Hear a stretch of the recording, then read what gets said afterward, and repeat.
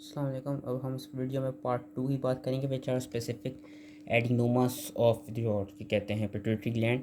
तो specific adenoma से पढ़ने से पहले हमको कुछ इनके जो ट्रांसक्रिप्शनल फैक्टर्स होते हैं which are present in your different your these types of cells, your different trophic cells, उनका पता होना चाहिए।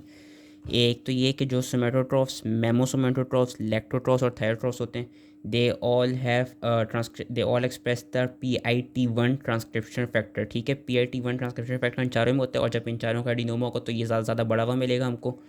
कॉर्टिकोट्रॉफ्स में TPIT का जो ट्रांसक्रिप्शन फैक्टर है वो बड़ा होता है, और जो गोनेडोट्रॉफ्स होते हैं उनमें स्टीरोइडोजेनेटिक फैक्टर 1 और गाटा 2 ये बड़े होते हैं।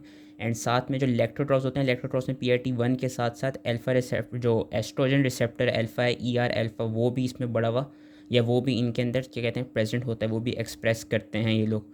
तो इनसे रिलेटेड ये जो ट्रांसक्रिप्शन फैक्टर्स हैं इनके बारे में हमें पता होना चाहिए, और इन्होंने यहाँ पे आगे बताया हुआ भी है जो क्लासिफिकेशन लिखी हुई है different type of adenoma, the hormone they are releasing, the transcription factor they are expressing, इनके मॉर्फोलॉजिक वेरिएंट्स जो कि भी हम पढ़ेंगे, and the associated syndrome related to basically related to them. तो ये भी टेबल एक तरफ से अच्छा सा है, इसको क्या कहते हैं स्पेशली सोमेटोट्रॉफ, लैक्टोट्रॉफ और क्या कहते हैं कॉर्टिकोट्रॉफ के लिए इस टेबल को एक दफ़ा एक नज़र देख लेना। तो we come to lactotroph adenoma, as the name suggest, इसमें बेसिकली लैक्टोट्रॉफ्स फिनोल प्रोलैक्टिन सेक्रेट करते हैं, तो it is a prolactin secreting lactotroph adenoma. अब हमने क्या पढ़ा था कि जो एडिनोमास होते हैं उनमें मोनोमोर्फिक यानी एक ही तरह के सेल्स होते हैं, तो इसमें जो हमको सेल्स मिलते हैं that are your chromophobe cells. This chromophobe cells हमको क्या कहते हैं ज़्यादा मिलते हैं लैक्टोट्रॉफ एडिनोमा में। अब जो इसमें ट्रांसक्रिप्शन फैक्टर है उसकी डिफरेंट तरह की लोकेशन हो सकती हैं depending upon its morphological type. It could either be sparsely granulated lactotroph adenoma और densely granulated lactotroph adenoma. Sparsely और डेंसली ग्रैन्युलेटेड उन्होंने दिखाया हुआ है, दोनों में डिफरेंस भी नज़र आ रहा है। जो स्पार्सली वो है ग्रैन्युलेटेड है उसमें हमें स्पार्स ग्रैन्यूल्स, बहुत कम ग्रैन्यूल्स नज़र आ रहे हैं, सेक्रेटरी ग्रैन्यूल्स काफ़ी कम नज़र आ रहे हैं, और हमको जो वो होता है एपी, जो हमारे पास हाँ जो एंडोप्लाज्मिक, सॉरी, जो एंडोप्लाज्मिक रेटिकुलम में ER जो है वो हमको उसमें ज़्यादा बढ़ावा मिल रहा है। वेयर एस जो हमको डेंसली ग्रैन्युलेटेड एडिनोमास हम देख सकते हैं कि काफ़ी ज़्यादा हमको सेक्रेटरी ग्रैन्यूल्स, काफ़ी डेंस ग्रैन्यूल्स हमें नज़र आ रहे हैं, लेकिन जो वो है एंडोप्लाज्मिक रेटिकुलम है वो उसमें काफ़ी कम हुआ है। तो उसके दो वेरिएंट्स होते हैं। जो स्पार्सली ग्रैन्युलेटेड होगा उसमें जो PIT1 ट्रांसक्रिप्शन फैक्टर है उसकी लोकेशन होगी at the juxta nuclear localisation होगी, वेयर एस जो डेंसली ग्रैन्युलेटेड होगा उसमें PIT1 की लोकलाइजेशन होगी डिफ्यूज साइटोप्लाज्मिक। प्रोलैक्टिन ऑब्वियसली ज़्यादा बड़ा हुआ होता है which is seen inside the cytoplasmic secretory granules and could be detected through immunohistochemical stains. Immunohistochemical stains के थ्रू हम एस्ट्रोजन रिसेप्टर अल्फा और PIT1 इन दोनों ट्रांसक्रिप्शन फैक्टर्स को भी हम डिटेक्ट कर सकते हैं। These lactotroph adenomas they can undergo dystrophic calcification, उसकी भी डिफरेंट वेरिएशंस हैं, या तो हमें सिर्फ सामोमा बॉडीज नजर आएंगी, या ऐसा हो सकता है कि इतनी एक्सटेंसिव कैल्सिफिकेशन हो गई हो कि पिट्यूटरी स्टोन बन जाए। क्लिनिकल फीचर्स क्या होते हैं, ऑब्वियसली जब प्रोलैक्टिन ज़्यादा से ज़्यादा बढ़ रहा है तो उसमें प्रोलैक्टिनीमिया होता है, and that prolactinaemia leads to amenorrhoea, galactorrhoea, loss of libido and infertility. Those women who are between the ages of 20 and 40 उनमें ज़्यादा ईजिली डायग्नोस हो जाता है कंपेयर टू मेल्स, या कंपेयर टू ओल्डर वुमेन, उनमें easy diagnose इसलिए हो जाता है क्योंकि वी नो कि एट दिस स्टेज जो फीमेल्स होती हैं वो अपनी उनकी जो मेंस्ट्रुअल साइकिल है वो प्रॉपरली नॉर्मल हो रही होती है। तो इस वक्त अगर तो उनकी उनमें प्रोलैक्टिनीमिया के केसेस आते हैं या लैक्टोट्रॉफ एडिनोमा के केस आते हैं इन फीमेल्स में, तो that could be easily detected due to the disruption of the menstrual cycle, whereas males और ओल्डर फीमेल्स होती हैं उनमें काफ़ी लेटर ऑन इन लाइफ वो डायग्नोस होता है, जिसकी वजह से वो जो एडिनोमा होता है अगर तो वो छोटा सा भी एडिनोमा हो तो वो at the time of diagnosis in males and in older women it has become macro adenoma, काफ़ी क्या कहते हैं उसका साइज़ बढ़ चुका होता है। अब हाइपर प्रोलैक्टिनीमिया के कुछ फिजियोलॉजिकल कॉजेज़ भी होते हैं एंड कुछ पैथोलॉजिकल कॉजेज़ भी होते हैं। फिजियोलॉजिकल में दो ही आते हैं, एक तो pregnancy and one is your in the lactating women who are obviously breast feeding, जब निपल की स्टिमुलेशन होती है थ्रू द इन्फेंट तो उसकी वजह से वीनो के प्रोलैक्टिन के लेवल्स हैं वो बड़े होते हैं। पैथोलॉजिकल कौन सी कंडीशंस देखी गई हैं कि there is basically lactotroph hyperplasia which is caused by the loss of dopamine mediated inhibition of prolactin secretion. Basically we know कि जो नॉर्मल प्रोलैक्टिन के लेवल्स हैं these are lactotrophs and these are balanced through dopamine. Dopamine is also known as prolactin inhibitory factor, क्योंकि अगर तो prolactin के levels बढ़ जाए तो डोपामीन उसको कम कर देता है। आपको अगर कोई ऐसा केस हो जाए जिसमें डोपामीन के लेवल पे डैमेज हो जाए कि लेट सपोज कोई हेड ट्रॉमा हो जिससे डोपामिनर्जिक न्यूरॉन्स का डैमेज हो जाए, या कोई ऐसा एक्सपोजर हुआ वो ड्रग्स का which have blocked the dopamine receptors on the lactotroph cells that would also lead to hyperprolactinaemia. And हम इसकी क्या कहते हैं ट्रीटमेंट किस तरह करते हैं, आइदर थ्रू सर्जरी और by the use of dopamine agonist जिसमें ब्रोमोक्रिप्टीन की एग्जांपल आ जाती है। और कुछ लेस कॉजेज़ क्या हैं हाइपरप्रोलेक्टिनीमिया के, जो कि काफ़ी कम उसमें स्टेजेस में देखे जाते हैं। रीनल फेलियर और हाइपोथायरॉयडिज्म भी टू सम एक्सटेंट हाइपरप्रोलेक्टिनीमिया कॉज करा सकती है, लेकिन जो मेन ये चीज़ें लिखी हुई ये याद होनी चाहिए। Then we come to your somatotroph adenoma. इसमें ऑब्वियसली ग्रोथ हार्मोन ज़्यादा सिक्रीट होते हैं।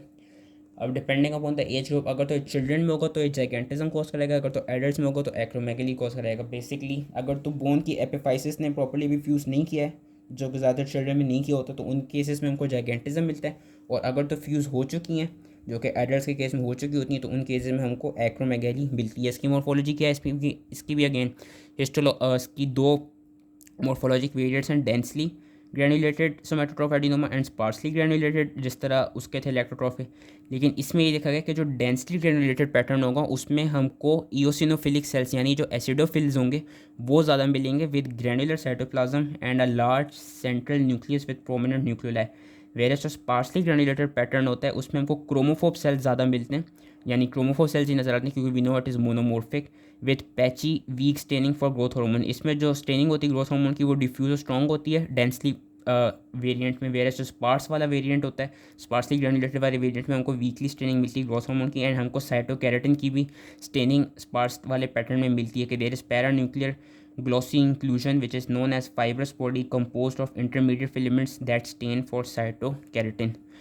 एक और जिस चीज़ से हमने इसको वो करना है डिफ्रेंशिएट करना है, जो मेमोसोमेटोट्रॉफ एडिनोमा होगा, क्योंकि हमने पढ़ा था कि एडिनो हाइपोफिसिस में मेमोसोमेटोट्रॉफ्स होते हैं। अब मेमोसोमेटोट्रॉफ्स का वी नो फंक्शन इज के दे सिक्रीट ग्रोथ हार्मोन, लेकिन साथ में दे ऑल्सो सिक्रीट प्रोलैक्टिन।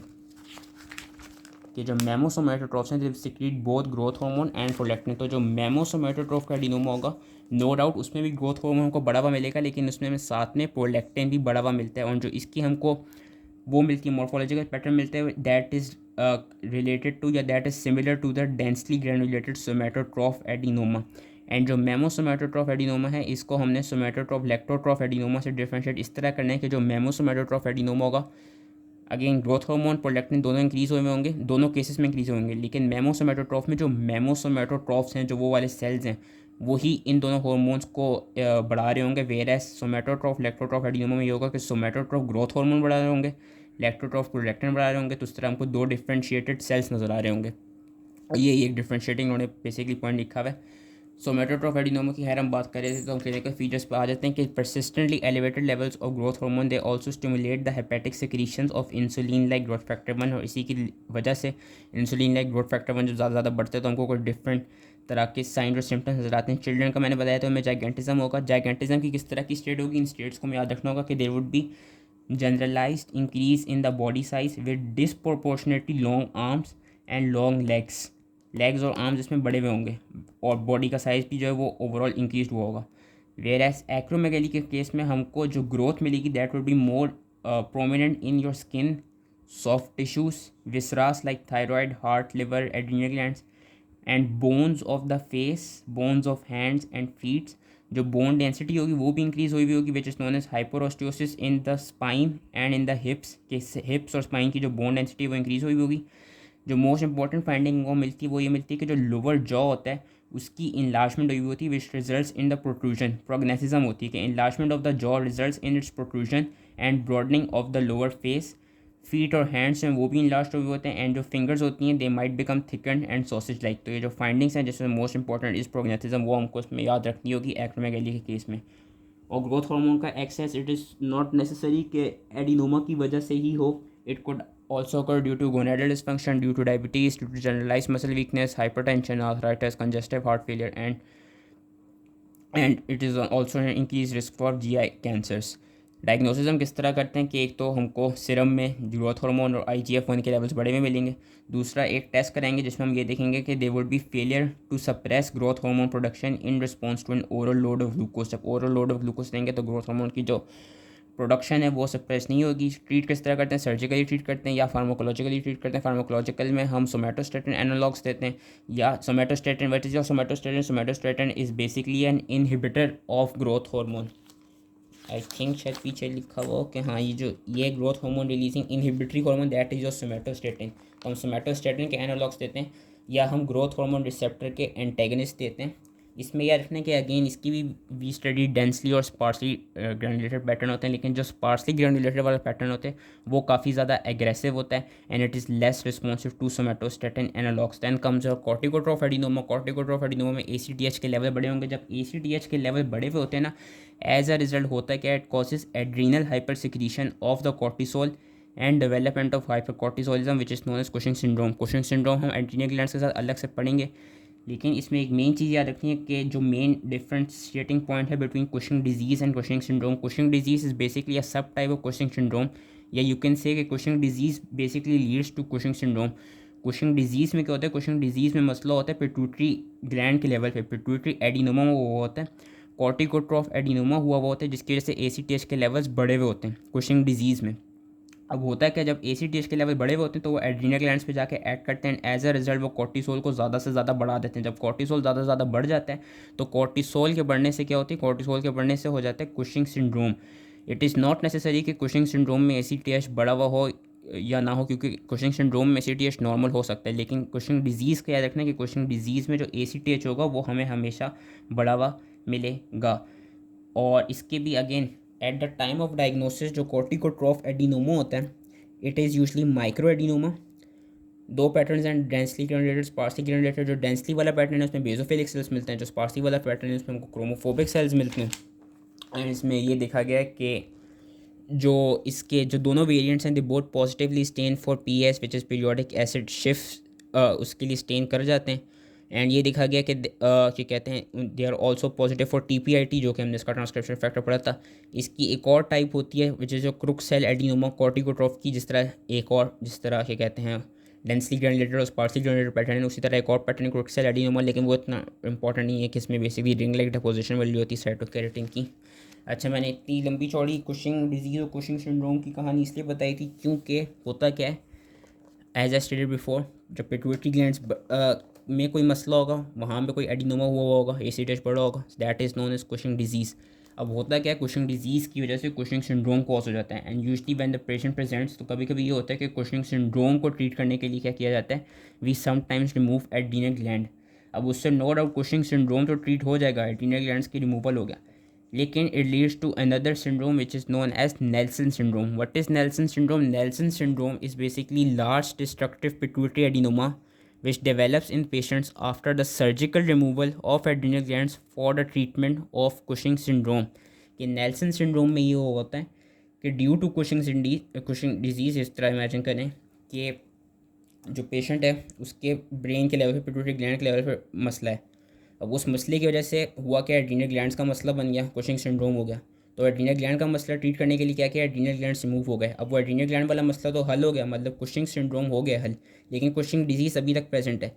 अब कुशिंग डिजीज़ अभी तक प्रेजेंट है तो ACTH के लेवल्स बड़े में होंगे, लेकिन इस केस में क्या होगा, जो नेल्सन सिंड्रोम होता है, नेल्सन सिंड्रोम में ये देखा जाता है कि नेल्सन सिंड्रोम में ACTH तो बढ़ा हुआ होता है लेकिन हाइपर कॉर्टिसोलिज्म नहीं होता, कॉर्टिसोल के लेवल्स नहीं बड़े होते। और वो कॉर्टिसोल के लेवल्स इसीलिए नहीं बड़े होते क्योंकि एड्रीनल ग्लैंड्स ही नहीं है। जब एड्रीनल ग्लैंड्स हैं नहीं तो वो कॉर्टिसोल कहीं से प्रोड्यूस होगा ही नहीं, तो इसमें ACTH बढ़ा हुआ होता है। एंड इसमें ये देखा जाता है कि नेल्सन सिंड्रोम के केस में there is also loss of inhibitory effect of the adrenal corticosteroids on corticotroph microadenomas, and this is also due to again adrenal glands है नहीं तो वो जो इनहिबिटरी कॉर्टिकोस्टेरॉइड्स बनने थे एड्रीनल ग्लैंड से वो बनेंगे नहीं।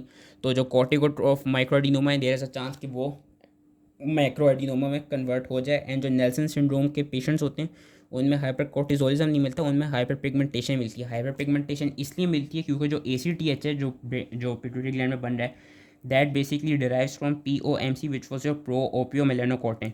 एंड वी नो कि जो प्रो ओपियो मेलानोकॉर्टिन है वो सिर्फ ACTH नहीं बनाता, वो मेलानोसाइट स्टिमुलेटिंग हार्मोन भी बनाता है। एज अ रिजल्ट जब वो मेलानोसाइट्स को ज़्यादा से ज़्यादा इंक्रीज़ कर देगा, मेलानोट्रोपिन ज़्यादा से ज़्यादा प्रोड्यूस करेगा, it would lead to hyperpigmentation. तो ये 3 इसकी मेन टाइप्स थी। और जो ये पीछे टेबल बना हुआ है, अगेन ये टेबल भी इम्पॉर्टेंट है, अच्छा सा है, इसमें सोमेटोट्रॉफ वाली, लैक्टोट्रॉफ वाली एंड कॉर्टिकोट्रॉफ वाली अच्छे से याद कर लेनी। कुशिंग सिंड्रोम डिजीज़ इन्होंने यहाँ पे अच्छा सा और बताया हुआ है। बाकी जो और हैं anterior pituitary tumours different cells के, वो इतने इंपॉर्टेंट नहीं है, लेकिन एक गो थ्रू कर लेते हैं। जो गोनेडोट्रॉफ्स का होता है एडिनोमा, उसमें यूजली देखा जाता है कि नॉन फंक्शनल होता है, लेकिन अगर तो ये फंक्शनल भी हो तो ज़्यादातर मिडिल एज मैन और मिडिल एज वुमेन को ही अफेक्ट करता है। एडिनोमा होगा अगर नॉन फंक्शनल होगा तो उस केस में हमें पता है कि वो न्यूरोलॉजिकल सिम्टम्स के साथ आएंगे, like impaired visions, headaches and diplopia, क्योंकि उसको लोकल मैस इफेक्ट्स प्रोड्यूस हो रहे होंगे। Sometimes pituitary apoplexy. होता क्या है कि अगर तो इम्पेयर्ड सिक्रीशन हुई एलएच की, तो मेल्स में क्या होगा, there would be decrease energy and decrease libido, whereas females में क्या होगा, एमेनोरी होगा एंड एमेनोरी होगा। एंड हमको इसमें जो न्यूरोप्लास्टिक सेल्स होते हैं, they express high levels of transcription factors like steroidogenic factor 1, GATA 2 and sometimes they also क्या कहते हैं, express high amounts of alpha subunits of the gonadotropin and beta subunits of FSH and LH. तो ये छोटा सा part था। थायरोट्रॉफ का जो एडिनोमा है उसमें भी इतना कोई बहुत बहुत अनकॉमन होता है। PIT1 जो ट्रांसक्रिप्शन फैक्टर है वो उसमें अगेन बढ़ावा मिलेगा। कुछ पिट्यूटरी एडिनोमास ऐसे होते हैं जिनमें मल्टीपल हार्मोन्स रिलीज़ हो रहे हैं, यानी प्लूरी हार्मोनल एडिनोमस कराया जाता है कि लेट सपोज उसमें थायराइड स्टिमुलेटिंग हार्मोन भी, एडिनोकोर्टिकोट्रॉफिक भी, ग्रोथ भी, वो सब आपस में रिलीज़ हो रहे होंगे। That type of tumour is usually aggressive और that type of tumour is usually drive from the cells of PIT1, यानी वही जो शुरू में मैंने 4 बताए थे, मेमोसोमेटोट्रॉफ, सोमेटोट्रॉफ, थायरोट्रॉफ एंड योर लैक्टोट्रॉफ, उनसे ज़्यादा रिलीज़ होता है। एंड एक नल सेल एडिनोमा होता है। नल सेल का ये मतलब है कि it does not expresses any markers of hormonal या लीनेज डिफ्रेंसिएशन। कोई हार्मोनल एक्टिविटी नहीं होती इसमें। जो मेन सिम्टम्स आ रहे होते हैं वो लोकल मैस इफेक्ट्स के ही सिम्टम्स आ रहे होते हैं। पिट्यूटरी कार्सिनोमा काफ़ी रेयर होता है, तो उसको भी इतना पढ़ने की ज़रूरत नहीं है। अगर तो पिट्यूटरी कार्सिनोमा फंक्शनल हुआ तो उसमें ज़्यादातर प्रोलैक्टिन और एसिटेज बड़ा मिलता है, बहुत लेट स्टेजेस में जाके मेटास्टेसिस होती है। एंड जो पिट्यूटरी ब्लास्टोमा है उसको भी it is not important read देने की ज़रूरत नहीं है। ये है कि जो चिल्ड्रन होते हैं younger than 2 years of age, उनमें देखा जाता है कि they carry germ line mutation of DICER1 which encodes the micro RNA, as result micro RNA बनती नहीं है एंड इनमें हमको ब्लास्टीमा लाइक सेल्स मिलते हैं। So that was all related to the part 2 of hyperpituitarism and specific adenomas. I hope you easily समझ में आ गए हों, and thank you.